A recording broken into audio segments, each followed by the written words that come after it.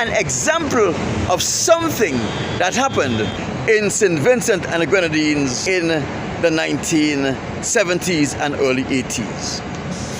I showed you how Ralph Gonsalves, a Caucasian who was accepted in a predominantly black group, used his body as a tool and his butt, a vagina, and entice Israelite men and women into getting involved in homosexuality, and he made them his slaves. Ralph Gonsalves was instrumental in destroying all of these young, black, intelligent Israelite men for their trust. They got enslavement from Ralph Gonsalves. I mentioned Spalander, a man who have long been deceased, a black, strong man. When Spalander trusted Ralph Gonsalves and Ralph Gonsalves induced him into homosexuality, you know what he got? He got enslavement, and he spent the rest of his life writing articles in the newspaper to prop up a man because of the race that he hated.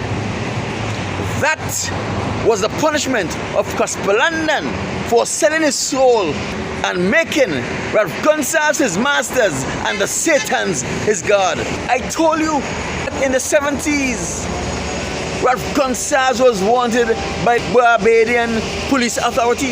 It was Bones Bonady who saved Ralph Gonsalves from being arrested, charged, tried, convicted, and be in prison for the rape of a professor of the Caveville campus of the University of the West Indies. And for Bones Bonady, good deed, Ralph Gonsalves, do you know what he got?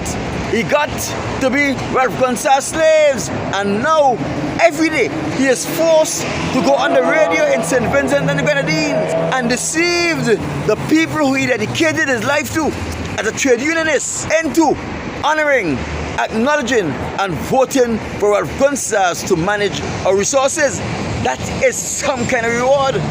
And Jomo Thomas, who is a slave, will always be remembered for losing the COVID-19 mandate case to ensure that Ralph Gonsalves won and he disenfranchised the men and women of St. Vincent and the Grenadines who depended on him.